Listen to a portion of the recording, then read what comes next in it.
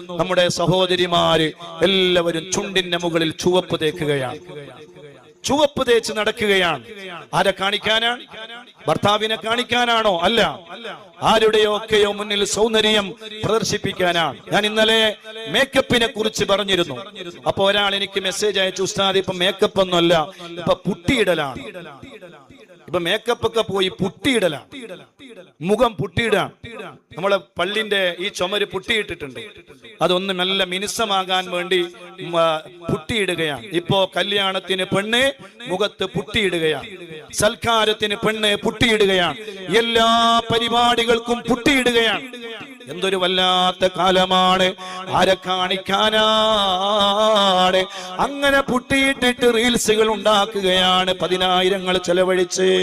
എന്നിട്ട് ആ റീൽസുകളോ ഇൻസ്റ്റയിൽ അയാള് അവര് അപ്ലോഡ് ചെയ്യുകയാണ്, ഫേസ്ബുക്കിൽ അപ്ലോഡ് ചെയ്യുകയാണ്. ആ പെണ്ണ് ഹജ്ജിന് പോയാൽ ഹജ്ജ് സ്വീകരിക്കുമോ? ആ പെണ്ണ് നിസ്കരിച്ചാൽ നിസ്കാരം കബൂലാകുമോ? അള്ളാഹുവിന്റെ മുന്നിൽ തൗബ ചെയ്യണ്ടേ? തൗബ ചെയ്യാതെ ഒരാൾക്കും രക്ഷയില്ല. മരിക്കുന്നതിന് മുമ്പ് തൗബ ചെയ്യണം.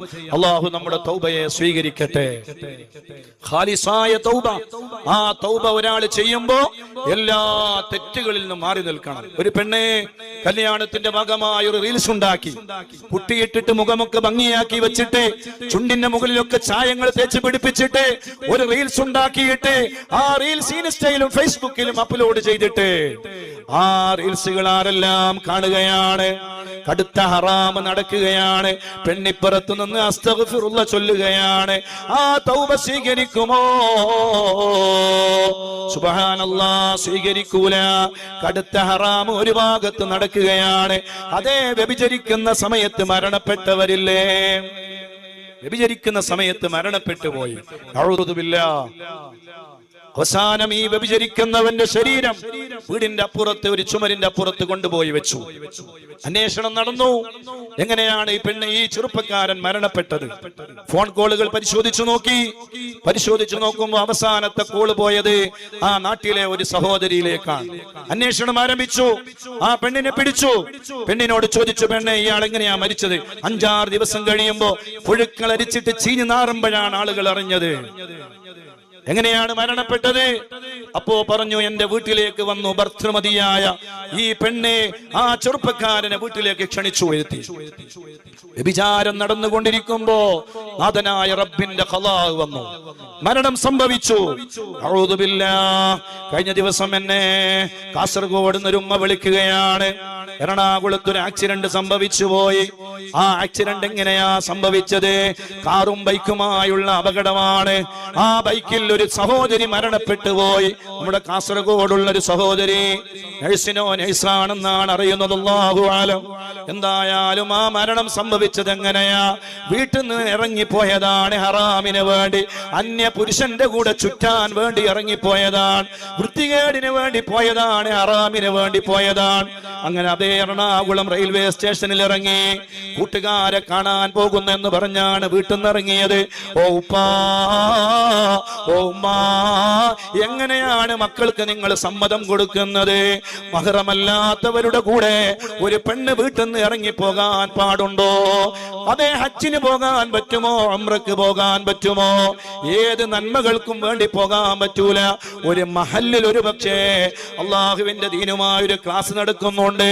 അങ്ങനെയാണെങ്കിൽ ഒരു മഹല്ലിന്റെ പരിധിയിലെ ഒരു പെണ്ണിന് മഹ്റമില്ലാതെ വീട്ടിൽ നിന്ന് തൊട്ടടുത്തുള്ള മഹല്ലാണ്, അവിടെ ക്ലാസ്സിന് വേണ്ടി പങ്കെടുക്കുന്നതിന് കുഴപ്പമില്ലെന്ന് മഹാന്മാരെ ഫുഖഹാക്കൾ വിശദീകരിക്കുകയാണ്. മഹല്ലിന്റെ അപ്പുറത്ത് പോകണോ? മഹ്റമില്ലാതെ പോകാൻ അനുവാദമില്ല. ഒരു കൂട്ടം സ്ത്രീകളില്ലാതെ ഹജ്ജ് ചെയ്യാൻ, അതേ നിർബന്ധമായ ഹജ്ജ് ചെയ്യാൻ അനുവാദമില്ല. ഒരു കൂട്ടം സ്ത്രീകളില്ലാതെ അതേ നിർബന്ധമായ ഉംറ ചെയ്യാൻ അനുവാദമില്ല.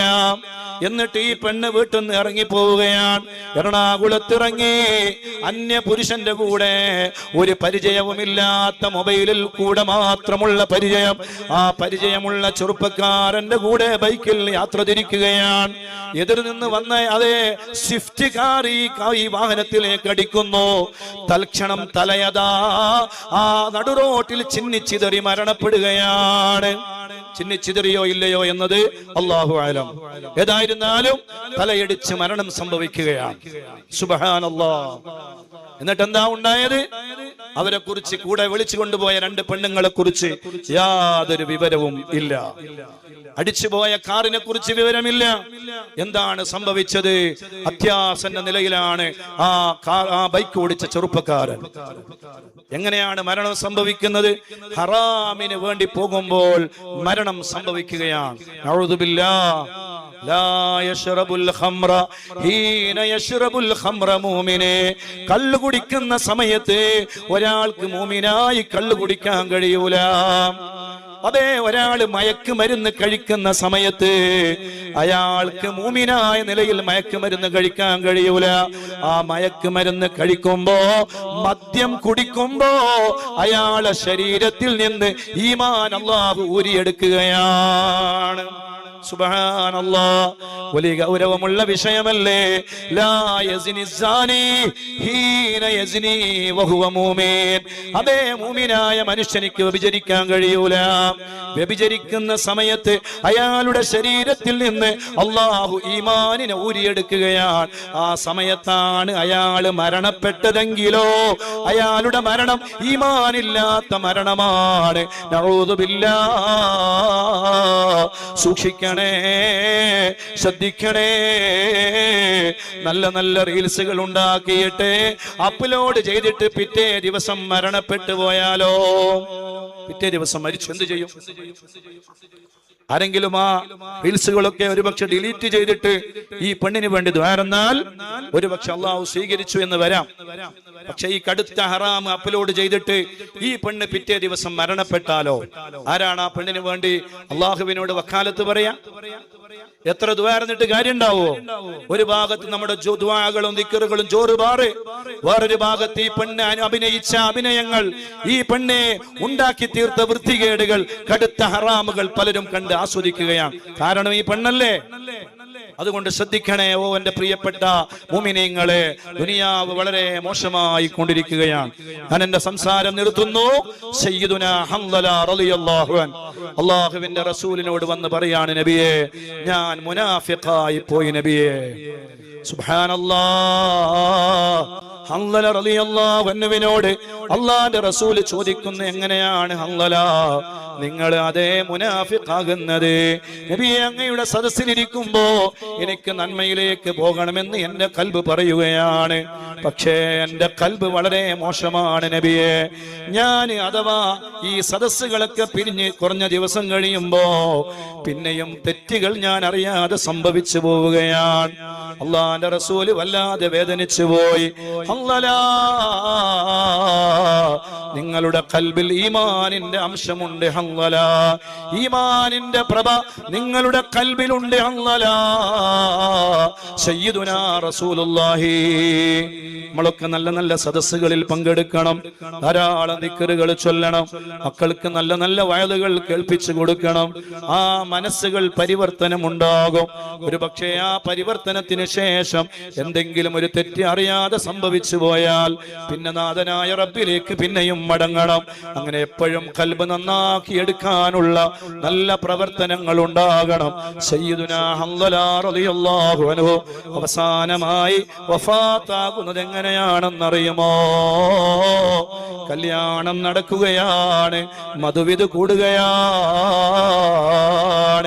ഉഹദിലാണ് വീട്. സയ്യിദുനാ ഹംദല റളിയല്ലാഹു അൻഹുവിന്റെ വീട്. ആ വീട്ടിൽ ഇങ്ങനെ ഭാര്യയുമായി ഒന്നാമത്തെ ആദ്യ രാത്രി പങ്കിട്ടുകൊണ്ടിരിക്കുകയാണ്. സുബ്ഹാനല്ലാഹ്. ഒരു ഭാര്യയും ഒരു ഭർത്താവും എത്ര സന്തോഷത്തോടുകൂടെയാണ് ഒന്നാമത്തെ രാത്രി കഴിച്ചു കൂട്ടുന്നത്. ആ ഭാര്യയുടെ സമീപത്ത് കിടന്നുകൊണ്ടിരിക്കുമ്പോ അതാ വിളിയാളം വരുന്നു, മുസ്ലിമീങ്ങളെ, ഉഹദ് യുദ്ധത്തിന് വേണ്ടി ഒരുങ്ങണേ, ഉഹദ് യുദ്ധത്തിന് വേണ്ടി ഒരുങ്ങണേ, ഉഹദ് യുദ്ധത്തിന് വേണ്ടി ഒരുങ്ങണേ. ഹംദല റളിയല്ലാഹു അൻഹു പിന്നെ കാത്തു നിന്നില്ല. തന്റെ ആദ്യ രാത്രിയാണെന്ന് ഓർത്തില്ല, തന്റെ ഭാര്യയുടെ സമീപത്താണെന്ന് ചിന്തിച്ചില്ല. ഭൗതികമായ ലോകം മറന്നു